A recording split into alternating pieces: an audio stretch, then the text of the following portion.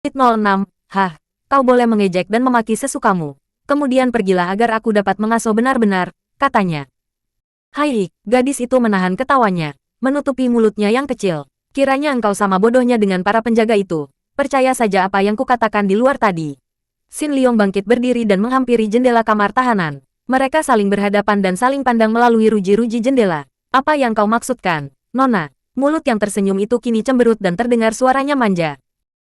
Kau tadi menyebutkan adik yang manis. Mengapa sekarang menjadi Nona? Kau benar pandai mengecewakan hati orang. Mau tidak mau Xin Liong tersenyum. Bocah ini manja dan lincah, mengingatkan dia kepada Han Swathong. Banyak persamaan antara kedua orang perempuan itu. Baiklah, adik yang manis, sebenarnya. Mau apa kau datang ke sini kalau bukan untuk mengejek dan memaki aku yang dianggap musuh oleh kakekmu? Aku datang untuk bercakap-cakap. Waktu dan tempatnya tidak tepat untuk bercakap-cakap.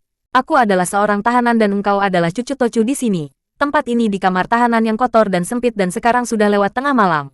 Harap engkau kembali ke kamarmu dan tidur yang nyenyak. Jangan-jangan kau akan dimarahi kongkongmu. Aku tidak takut. Aku sengaja datang ke sini untuk bercakap-cakap denganmu. Siapa berani melarangku? Sikapnya menjadi galak. Matanya bersinar-sinar dan Xin Liong menarik napas panjang. Sejak lama dia memperoleh kenyataan betapa ganjilnya watak wanita. Dia melihat watak-watak yang aneh dan sukar dimengerti yang dilihatnya pada diri Xia Jinhua yang menyeleweng dari suaminya. Berjinah dengan Lukiat. Pada diri Liu Bwe Ibu Swathong yang tadinya periang lalu berubah pemurung dan berhati begitu sabar dan mengalah terhadap suaminya yang menyakitkan hatinya. Pada diri De Quatlin yang juga amat berubah setelah menjadi istri raja. Pada diri Swathong yang telah nekat membuang diri ke pualu neraka. Dan kini dia berhadapan dengan seorang gadis yang juga berwatak aneh sekali. Baiklah, jangan marah karena tidak ada yang melarangmu di sini. Kalau kau ingin bercakap-cakap, nah, bercakaplah dan aku akan mendengarkan. Gadis itu melongo. Bercakap apa? Diam-diam Xin Liong merasa geli. Benar-benar seorang gadis yang masih seperti kanak-kanak dan mungkin semua sikapnya tadi. Ketika bergembira dan ketika marah, tidaklah setulusnya hati maka demikian mudah berubah. Bercakap apa saja sesukamu. Misalnya siapa namamu, siapa pula nama kongkongmu dan keadaan di pulau ini dan lain-lain. Wajah itu berseri kembali, gembira setelah ingat bahwa sesungguhnya banyak sekali bahan untuk dibicarakan. Namaku Soan Chu. Oh Soan Chu, namamu indah. Xin Liong memuji untuk menyenangkan hatinya. Dan memang hati Soan Chu senang sekali mendengar pujian ini. Benarkah? Benarkah namaku indah? Dengan penuh gairah dia lalu menceritakan riwayatnya secara singkat. Ketua atau majikan Pulau Neraka itu bernama Okong Ek bukanlah seorang buangan dari Pulau Es, melainkan keturunan orang buangan yang semenjak ratusan tahun menjadi ketua di situ karena memiliki ilmu kepandaian tinggi. Kakek dari Okong Ek, seorang buangan dari Pulau Es yang berilmu tinggi, adalah seorang pertama yang menjadi ketua di Pulau Neraka, kemudian menurunkan kedudukan ini kepada anaknya sampai kepada Okong Ek. Okong Ek sendiri mengambil seorang buangan dari Pulau Es, seorang bekas pelayan permaisuri Raja Pulau Es yang dijatuhi hukuman buang karena fitnah dan sesungguhnya dia tidak mau melayani seorang pangeran yang tergila-gila kepadanya. Menjadi istrinya mempunyai seorang anak laki-laki yang bernama Ocean Ko. Akan tetapi istrinya meninggal dunia ketika Ocean Ko menikah dengan seorang gadis Pulau Neraka dan ketua Pulau Neraka ini tinggal menduda. Dia mencurahkan pengharapannya kepada putra tunggalnya yang mewarisi semua ilmunya dan yang diharapkan kelak akan menggantikan kedudukannya kalau dia sudah mengundurkan diri. Namun nasib buruk menimpa keluarga O. Ketika istri Ocean Ko melahirkan seorang anak, yaitu Soan Chu, ibu muda ini meninggal dunia. Ocean Ko demikian berduka sehingga ingatannya terganggu, menjadi gila dan melarikan diri dari Pulau Neraka. Tak seorang pun tahu kemana perginya orang gila itu. Demikianlah riwayatku yang tidak mengembirakan. Soan Chu mengakhiri ceritanya. Sejak kecil aku tidak pernah melihat wajah ibu dan ayahku. Ayah sampai sekarang tidak pulang dan tidak ada yang tahu berada di mana. Aku dipelihara dan dididik oleh Kongkong yang mengharapkan kelak aku menggantikan kedudukan ketua di sini. Akan tetapi aku tidak sudi. Mengapa tidak suka? Soan Chu. Siapa sudi mengurusi orang-orang gila itu? Mereka semua gila dan jahat. Karena itu aku suka kepadamu Xin Liong. Engkau lain daripada mereka. Engkau berani dan baik. Maka aku datang untuk menolongmu. Ketahuilah. Sebentar lagi. Kalau kau dikira sudah tidur, engkau akan dibunuh. Xin Liong terkejut akan tetapi tetap bersikap tenang. Benarkah? Mengapa aku dibunuh? Bukankah kongkongmu berjanji bahwa kita akan menunggu sampai Sumoiku tiba di Pulau Neraka? Kau percaya kepada Kongkong? Dia hanya membohong.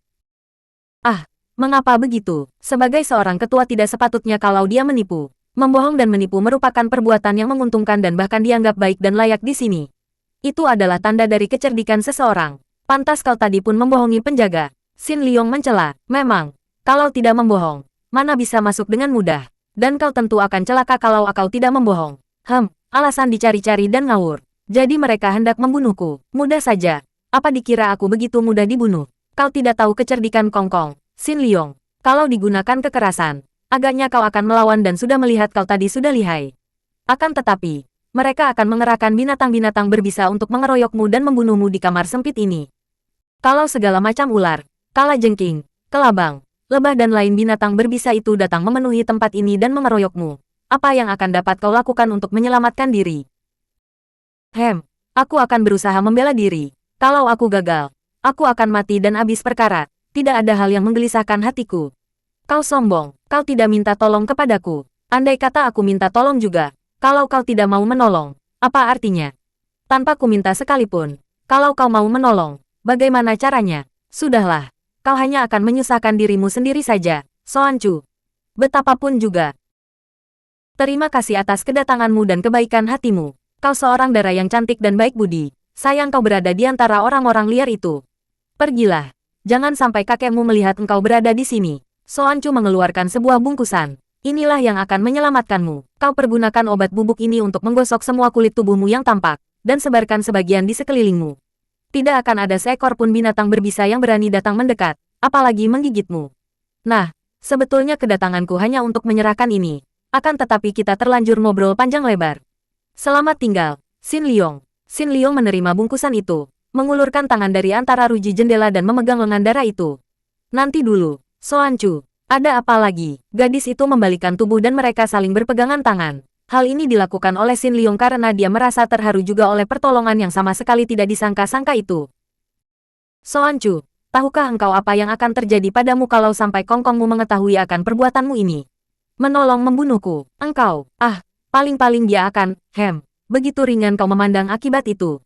Soan Chu, mengapa kau melakukan ini untukku? Mengapa kau menolongku dengan mempertaruhkan nyawa? Sudah kukatakan tadi, kau lain daripada semua orang yang kulihat di pulau ini. Aku suka padamu dan aku tidak ingin mendengar apalagi melihat engkau mati.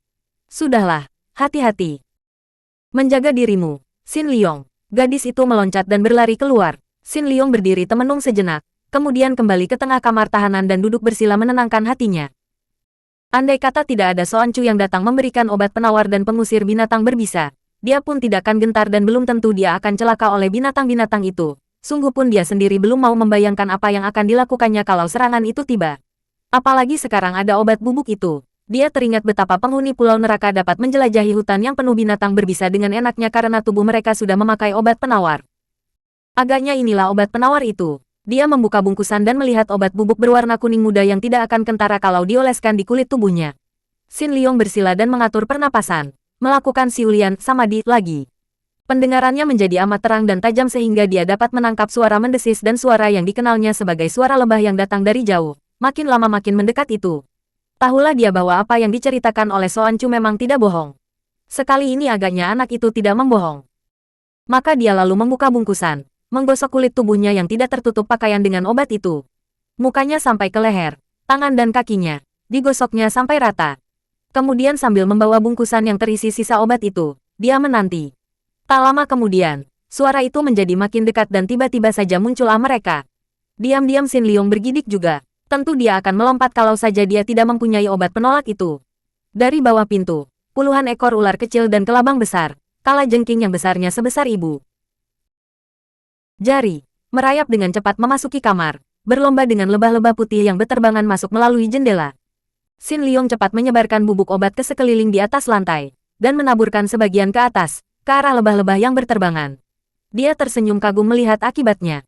Semua binatang berbisa itu, dari yang paling kecil sampai yang paling besar, tiba-tiba serentak membalik saling terjang dan saling timpa, lari cerai-berai meninggalkan kamar. Lebah-lebah putih juga terbang dengan kacau, menabarak dinding dan banyak yang jatuh mati, yang sempat terbang keluar jendela saling tabrak seperti mabok, dan sebentar saja suara binatang-binatang itu sudah menjauh.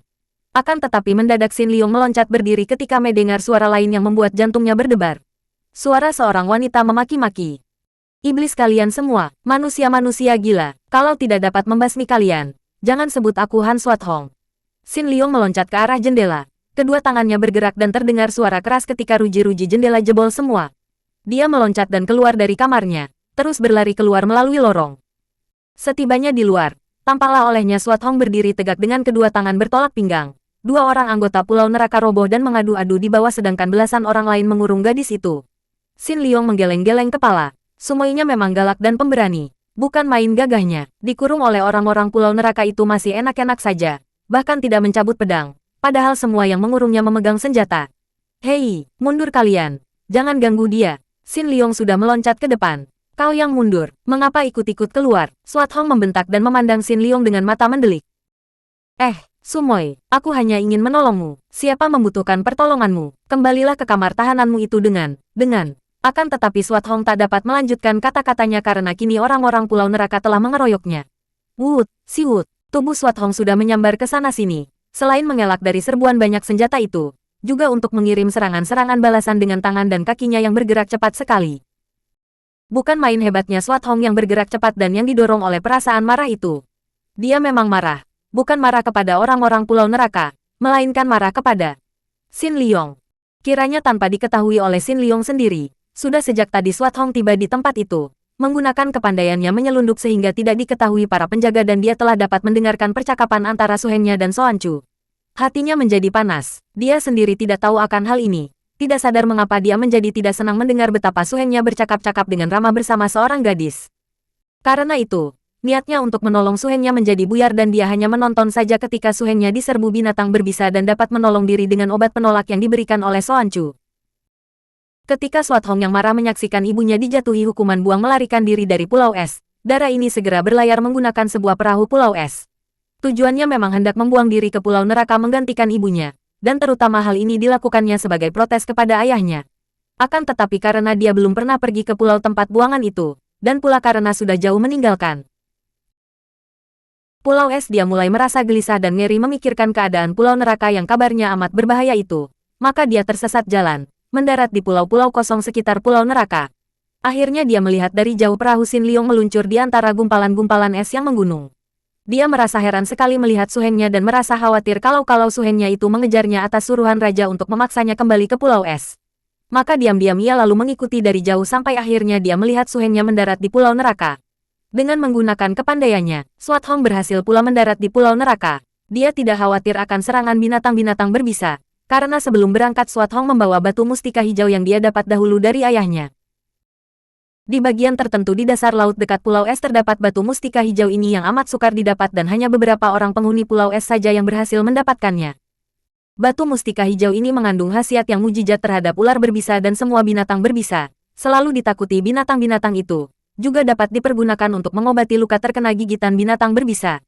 Maka, dengan batu mustika di tangannya, dengan mudah Swat Hong dapat memasuki Pulau Neraka tanpa mendapat gangguan sedikit pun dari binatang berbisa yang hidup di pulau itu. Ketika Swat Hong tiba di tengah pulau, dia sempat melihat sinar, maka dia menanti sampai larut malam dan menyelundup ke dalam tempat tahanan, dengan maksud menolong Suhennya. Akan tetapi tanpa disengaja dia dapat mendengarkan percakapan antara Suhennya dengan Soan Chu. Inilah yang membuat hatinya menjadi panas sehingga ketika dia ketahuan para penjaga dan dikeroyok, dia menolak keras bantuan Xin Liong. Tentu saja Xin Liong menjadi terheran-heran melihat sikap Sumoinya dan memandang dengan alis berkerut dan hati khawatir. Sudah ada 6 orang pengeroyok terguling roboh oleh gerakan kaki tangan Swat Hong yang marah itu, padahal Dara itu belum mencabut pedangnya.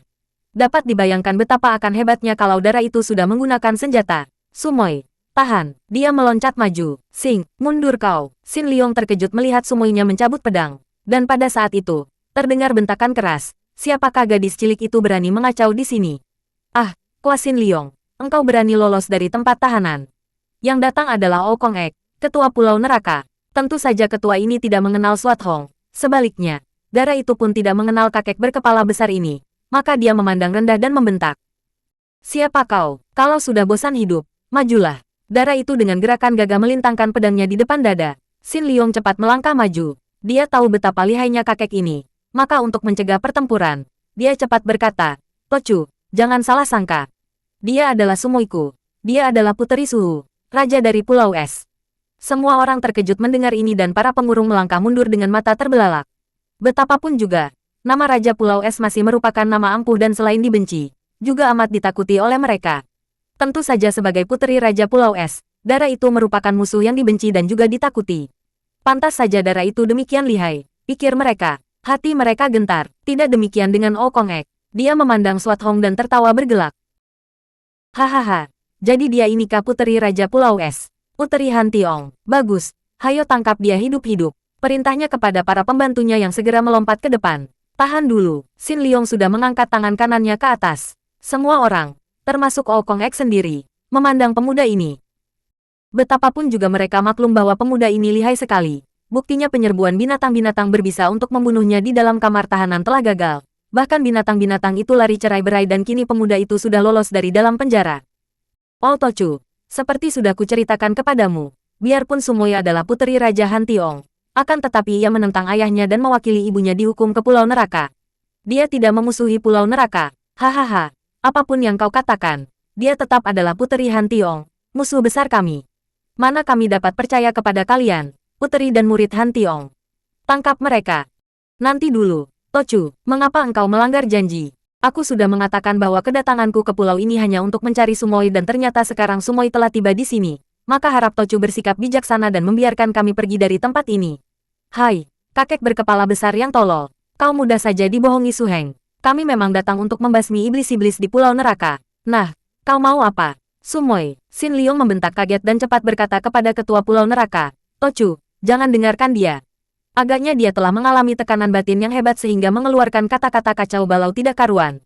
Swat Hong mengangkat dada, menegakkan kepalanya dan menghadapi Xin Liong dengan mata mendelik dan berkata lantang. Apa? Kau mau bilang bahwa aku telah menjadi gila? Sumoy, kalau kau bicara seperti tadi, membohong tidak karuan, memang agaknya kau telah gila. Kau yang gila, kau yang tidak waras dan berotak miring. Kalau aku membohongi iblis-iblis ini, apa hubungannya dengan kau? Xin Liong benar-benar menjadi bingung. Biasanya Swat Hong bersikap manis kepadanya dan biarpun dia tahu bahwa darah ini berhati keras, akan tetapi belum pernah bersikap sekeras itu kepadanya. Tiba-tiba muncul Soan Chu yang berkata kepada kakeknya, suaranya nyaring sehingga terdengar oleh semua orang.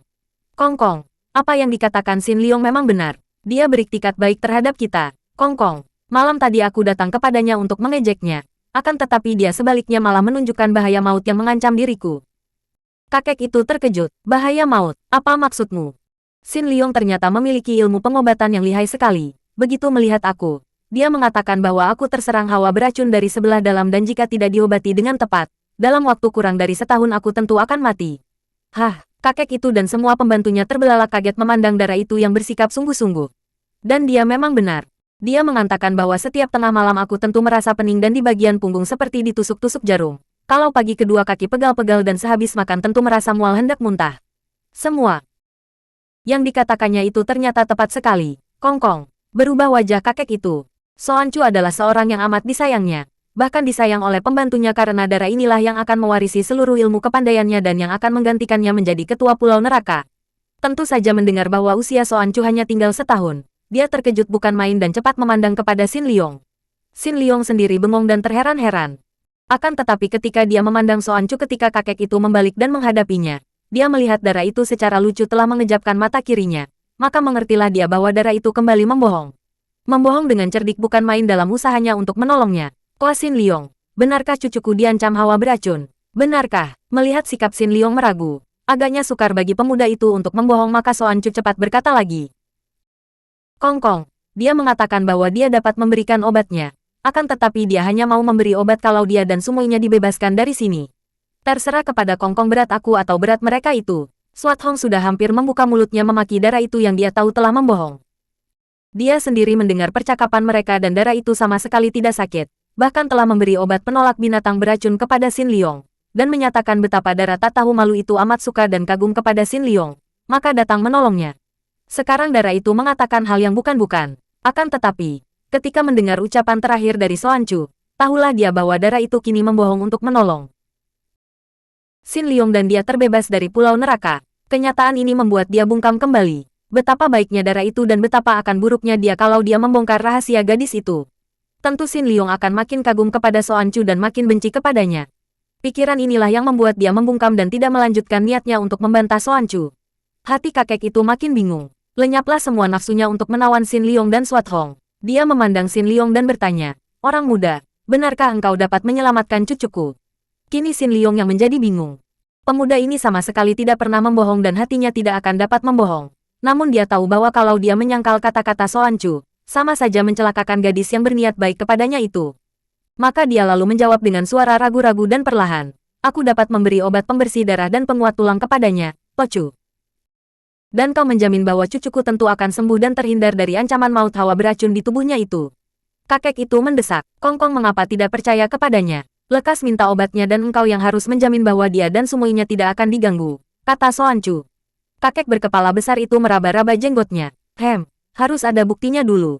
Kuat Xin Liong, mulai saat ini engkau dan sumoimu Puteri Han Tiong harus tinggal di pulau ini sebagai tamu sambil menanti hasil pengobatanmu kepada cucuku. Kalau kau gagal mengobatinya, aku tidak akan mengampuni kalian berdua. Kalau cucuku sembuh, barulah kita bicara lagi. Xin Liong mengerutkan alisnya hendak membantah peraturan yang berat sebelah ini. Akan tetapi dia melihat Soancu mengedipkan mata kirinya maka dia menarik napas panjang dan mengangguk lalu berkata, harap sediakan alat tulis, biar kulukiskan bentuk daun yang harus dicari. Xin Liong lalu melukiskan beberapa macam daun yang mudah dicari dan yang mempunyai khasiat biasa saja, yaitu sekedar penambah kekuatan tubuh. Kong Ek lalu menyuruh seorang pembantunya untuk mencari daun-daun yang dilukis itu di pulau sebelah pulau neraka di mana terdapat banyak tetumbuhan. Adapun Xin Liong dan Swat Hong lalu diperlakukan sebagai tamu terhormat, bahkan disediakan 2 kamar yang bersih untuk mereka, dilayani baik-baik dan tentu saja di samping pelayanan ini, para pelayan yang terdiri dari pembantu-pembantu ketua, bertugas pula sebagai penjaga. Kuperingatkan kepada kalian agar menanti sampai cucuku sembuh. Lari pun tidak akan ada gunanya bagi kalian karena perahu-perahu kalian telah kami simpan dan di sekeliling pulau neraka tidak akan ada perahu sebuah pun. Tanpa perahu, bagaimana kalian akan dapat meninggalkan pulau ini? Demikian pesan Kong Ek sebelum dia meninggalkan 2 orang itu sehingga Swat Hong menjadi mendongkol sekali dan hampir saja dia memaki-maki ketua itu kalau tidak ditahan oleh Xin Liong yang memegang lengannya. Setelah ketua itu meninggalkan mereka berdua di dalam pondok di mana mereka untuk sementara tinggal, Xin Liong menegur Sumoinya. Sumoy, mengapa kau bersikap seperti itu? Su Heng, aku tidak ngangka sama sekali akan menyaksikan engkau yang terkenal alim kini bermain gila dengan gadis puteri ketua pulau neraka. Xin Liong mengerutkan alisnya dan memandang tajam kepada Sumoinya. Hatinya bertanya mengapa Sumoinya memperhatikan soal begitu, padahal sama sekali tidak ada sangkut paut dengan Sumoinya.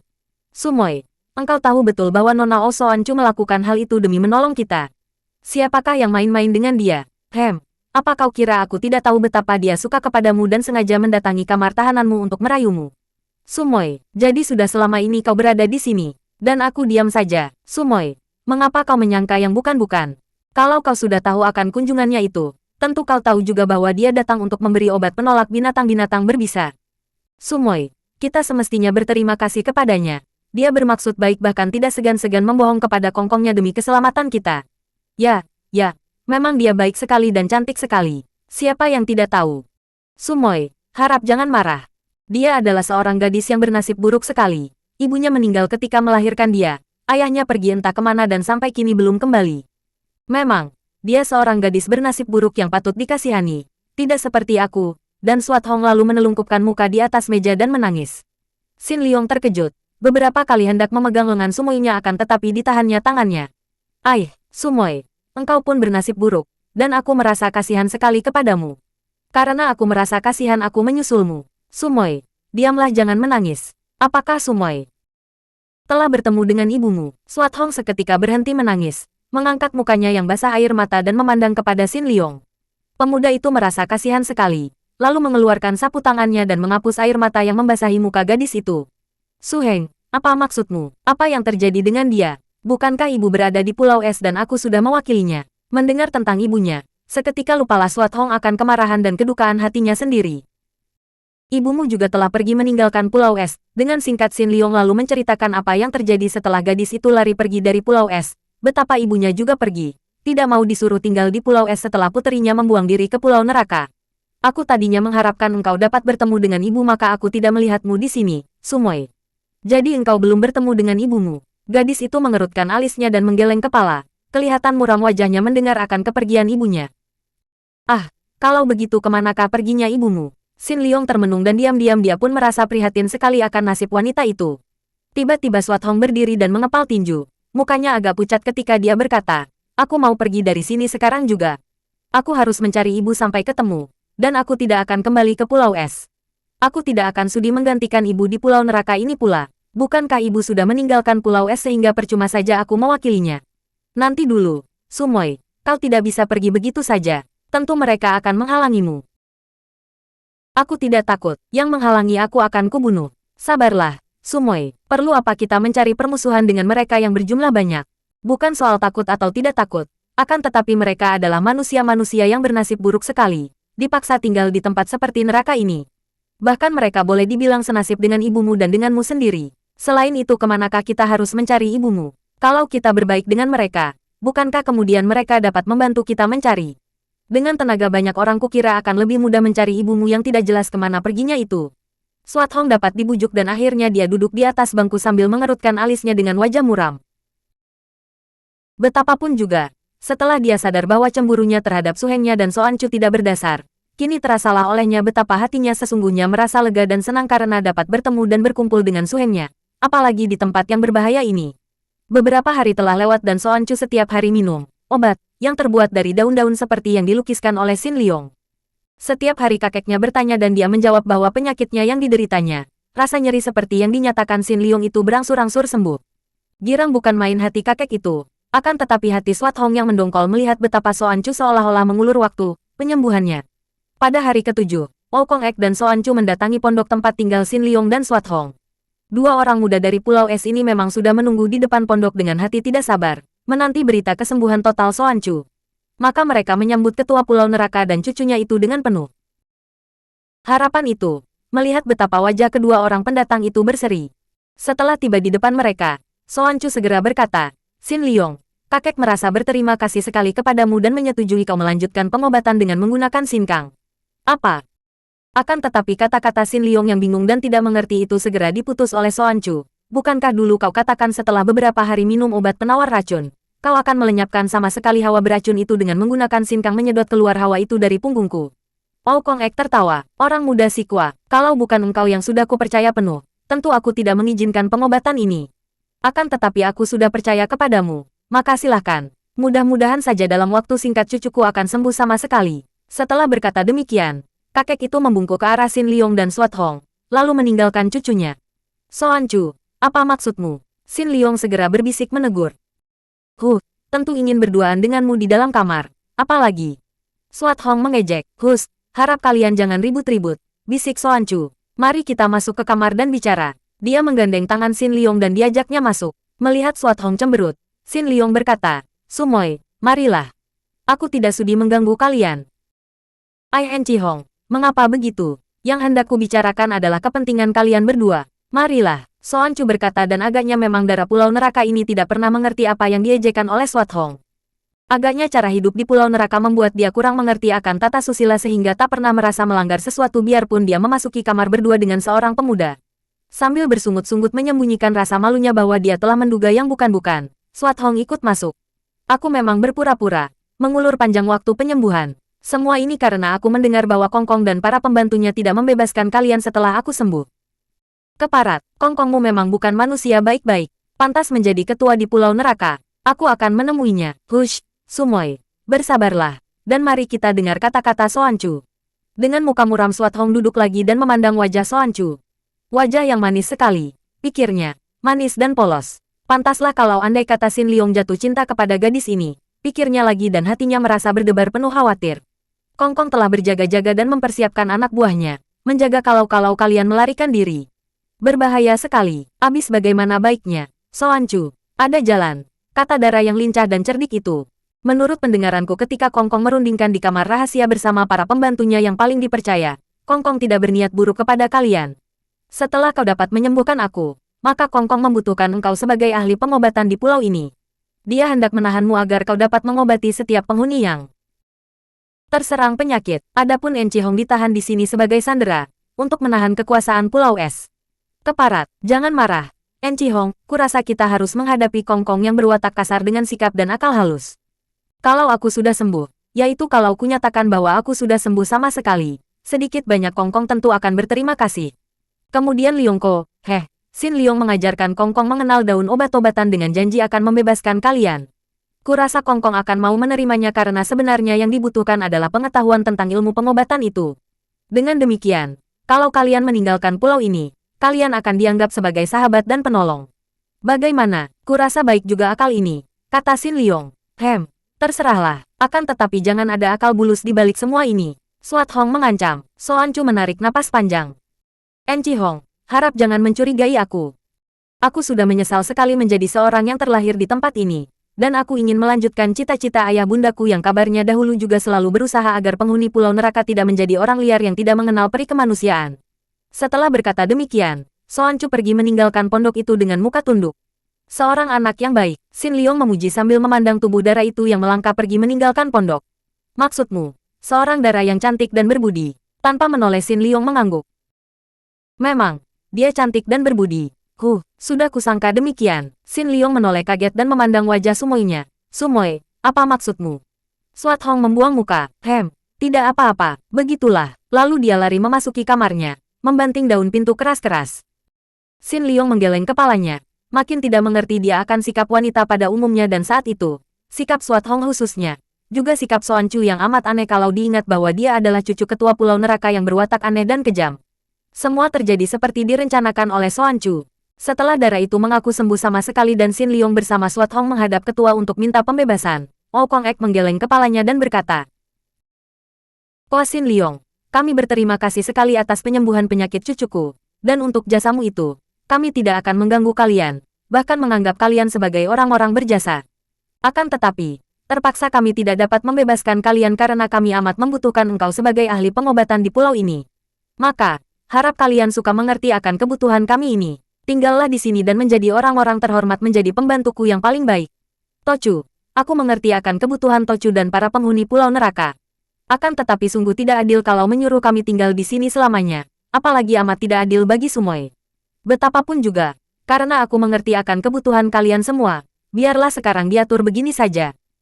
Aku akan sementara waktu tinggal di sini mengajarkan ilmu pengobatan kepada Tochu.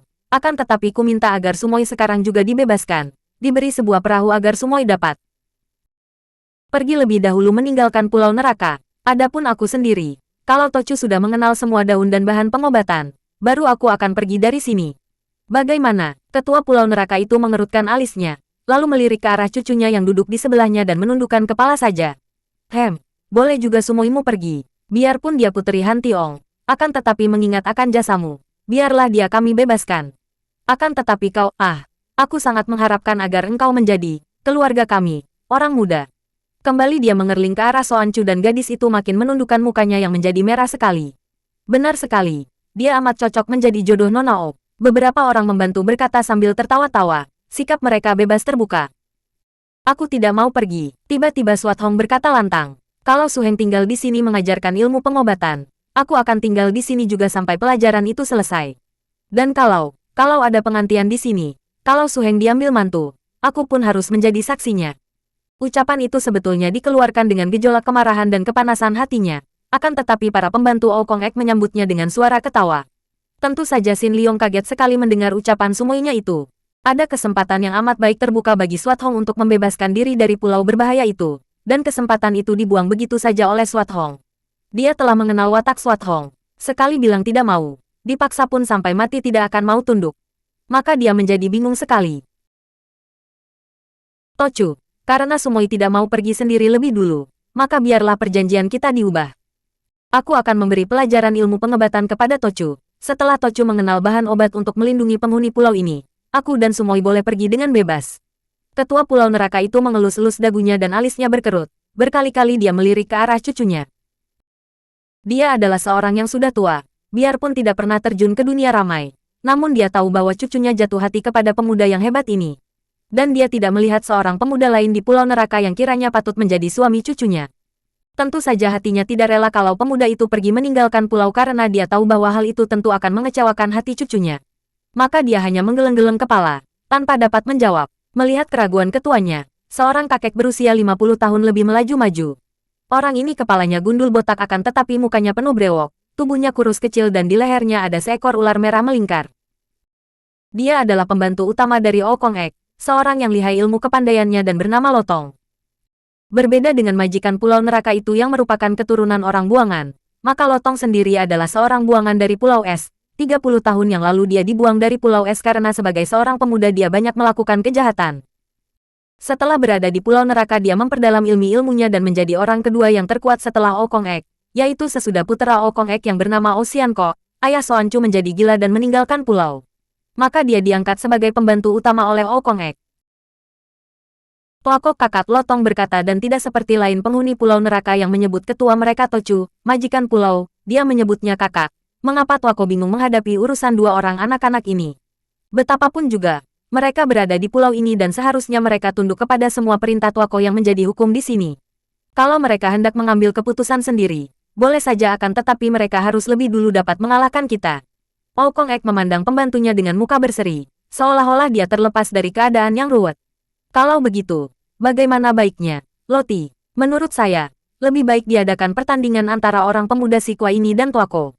Kalau dalam pertandingan itu dia kalah, maka dia dan semuanya harus selamanya tinggal di sini dan menjadi penghuni pulau ini seperti kita semua. Hei, botak, enak saja kau bicara. Siapa bilang Su Hengku kalah oleh ketua kalian? Abis, kalau kemudian ketua kalian yang kalah, bagaimana? Swat Hong berteriak nyaring. Tuako kalah, haha, mana mungkin? Lotong menjawab. Akan tetapi kalau Tuako kalah, biarlah pemuda Sikwa ini mengajarkan ilmu pengobatan sampai Tuako pandai. Baru kalian berdua boleh pergi meninggalkan pulau ini dengan bebas. Usul yang bagus sekali. Okong Ek berseru gembira. Koasin Liong, aku mendengar bahwa di dunia ramai, di daratan sana, orang-orang gagah menggunakan kepandaian untuk memutuskan sebuah perkara yang ruwet. Aku percaya bahwa engkau tentu seorang gagah pula, maka biarlah kita membereskan urusan ini dengan mengukur kepandaian masing-masing seperti yang diusulkan oleh pembantuku Lotong. Sin Liong menggeleng kepalanya. Tochu, aku tidak suka menggunakan ilmu yang kupelajari untuk kekerasan. Mengapa Tochu hendak menggunakan cara kekerasan untuk menahan kami berdua selamanya di pulau ini? Aku sudah bersedia mengajarkan ilmu pengobatan, maka sudah sepatutnya kalau Tochu membalasnya dengan membebaskan kami. Tidak, kita harus saling mengukur kepandaian dulu. Ketua itu berkeras. Tiba-tiba Swat Hong melompat ke tengah lapangan dan membusungkan dada menegakkan kepalanya. Hayolah, kalau Su Heng tidak mau, biarlah aku yang melayanimu. Siapa sih takut kepada orang pulau neraka? Aku yang memasuki pertandingan itu. Dan kalau kalah, boleh kalian berbuat apa saja sesuka kalian. Sumoy, Sin Liong menegur. Su Heng, aku tidak takut. Swat Hong membantah. Okong Ek mengerutkan alisnya. Soancu, kau layani bocah liar yang sombong ini. Katanya, baik Kongkong. Soancu bangkit berdiri dan melangkah maju. Akan tetapi segera berhenti ketika mendengar suara Sin Liong. Soancu harap jangan bertanding. Di antara kita tidak ada permusuhan, bukan? Soancu meragu, memandang kepada Kongkongnya, kemudian kepada Sin Liong, dan akhirnya dia kembali duduk di tempatnya yang tadi. Soancu, kakeknya menegur. Kongkong, aku tidak mau bertanding. Mereka bukan musuhku. Mata kakek itu terbelalak. Akan tetapi dia tidak marah bahkan lalu tertawa bergelak. Kau lebih taat kepadanya. Hahaha, dia tertawa karena sikap cucunya itu jelas membuktikan betapa cucunya benar-benar telah jatuh cinta kepada Sin Liong. Sampai-sampai berani membangkang terhadap perintahnya hanya karena Sin Liong menghendaki demikian. Makin panaslah hati Swat Hong. Tadinya dia sudah siap-siap untuk menjatuhkan cucu ketua pulau neraka itu. Selain agar menang pertandingan juga hendak memperlihatkan kepada Su Hengnya bahwa dia lebih pandai daripada Soancu. Akan tetapi, ternyata Su Hengnya melarang Soancu dan putri pulau neraka itu begitu taat. Okong Ek, kalau cucumu tidak berani maju, biarlah kau sendiri yang maju. Hayo tandingilah aku, putri Raja Pulau Es. Dia menantang-nantang dengan suara penuh kemarahan. Sin Liong hanya menggeleng kepalanya dan bingung sekali bagaimana harus mencegah Sumoynya. Kembali kakek itu menjadi marah. Tantangan yang keluar dari mulut Swat Hong membuat mukanya merah dan telinganya panas. Akan tetapi betapa memalukan kalau dia harus menandingi seorang bocah perempuan yang usianya sebaya dengan cucunya sendiri. Tuako, perkenankanlah saya menghajar bocah bermulut lancang ini, Lotong berkata dan Okong Ek mengangguk. Akan tetapi masih ingat dan memesan. Akan tetapi cukup beri hajaran saja, jangan sampai dia terbunuh. Baik, saya mengerti, Tuako. Lotong menjawab lalu sekali kakinya bergerak, tubuhnya sudah mencelat ke depan Swat Hong. Menyaksikan ginkang yang hebat ini diam-diam Sin Liong khawatir sekali. Akan tetapi dia pun tidak dapat mencegahnya karena maklum kalau dia melarang, Sumoynya tentu akan menjadi makin nekat saja. Maka dia hanya bangkit berdiri dan memandang dengan jantung berdebar tegang. Swat Hong memandang kakek botak yang berdiri di depannya, lalu berkata, suaranya mengejek. Apakah pertandingan ini akan memutuskan perjanjian tadi, bahwa kalau aku menang kami berdua boleh pergi dari sini? Tidak, jawab Lotong. Pertandingan ini hanya mengenai dirimu. Kalau kau menang kau boleh pergi. Kalau kau kalah, kau harus tinggal di sini selamanya dan menjadi muridku. Setan alas, siapa takut padamu? Swat Hong yang sudah kena dibakar hatinya itu membentak. Sumoy, tanpa pertandingan pun kau boleh pergi sekarang juga. Sin Liong berteriak. Tidak, Su Heng, aku merasa kurang terhormat kalau pergi begitu saja. Aku tidak sudi menerima kebaikan orang-orang Pulau Neraka. Kalau aku pergi berarti aku pergi mengandalkan kepandaian aku sendiri, bukan karena kebaikan hati mereka. Hayo, kakek botak, boleh kau keluarkan segala ilmumu. Bocah sombong, sambutlah ini. Lotong merasa panas juga perutnya melihat sikap Dara remaja yang memandang rendah kepadanya itu. Akan tetapi dia pun maklum bahwa Dara ini tentu memiliki kepandaian tinggi sebagai puteri Raja Pulau Es, maka sekali menyerang, dia telah mengeluarkan kepandaiannya, mengeluarkan jurus yang ampuh dan mengerahkan tenaga sinkangnya. Wut, Sir, Des. Mula-mula Lotong menggerakkan tubuhnya rendah ke bawah, seolah-olah lengan kirinya yang bergerak itu hendak menangkap kaki Swat Hong. Akan tetapi tiba-tiba saja tubuhnya meninggi, tangan kanannya meluncur dan mencengkram ke arah pinggang Dara itu. Namun Swat Hong yang usianya masih muda sekali itu belum 15 tahun, telah mewarisi inti kepandaian dari ilmu-ilmu kesaktian. Pulau Es. Dengan tenang dia melihat bahwa bukan tangan kiri lawan yang berbahaya melainkan tangan kanannya. Maka dia cepat menarik kaki kiri dan menangkis dengan sabetan tangan miring dari samping yang mengenai lengan lawan. Lotong mencelat ke belakang dan inilah kehebatan ginkangnya. Gerakannya bukanlah langkah kaki, melainkan loncatan yang membuat tubuhnya mencelat ke sana-sini dengan amat cepatnya dan sama sekali tidak terduga-duga lawan. Sumoy, awasilah gerakannya, ginkangnya lihai. Sin Liong berseru dan diam-diam Lotong mendongkol juga. Ternyata pemuda itu lihai sekali. Baru segebrakan saja sudah mengenal di mana letak keampuhannya. Maka dia lalu menggereng dan menubruk maju, menghujani Swat Hong dengan serangan bertubi-tubi. Swat Hong diam-diam terkejut juga. Ternyata bahwa pembantu utama dari ketua Pulau Neraka ini hebat bukan main. Setiap gerakan tangannya mendatangkan angin keras menyambar dan kecepatannya membuat dia pening karena harus menggerakkan kekuatan matanya untuk mengikuti terus gerakan lawan. Namun, tentu saja dia tidak menjadi gentar. Sejak kecil Dara remaja ini tidak pernah mengenal artinya takut, dan dia pun mengeluarkan kepandaiannya untuk membalas dengan serangan yang tidak kalah dahsyatnya.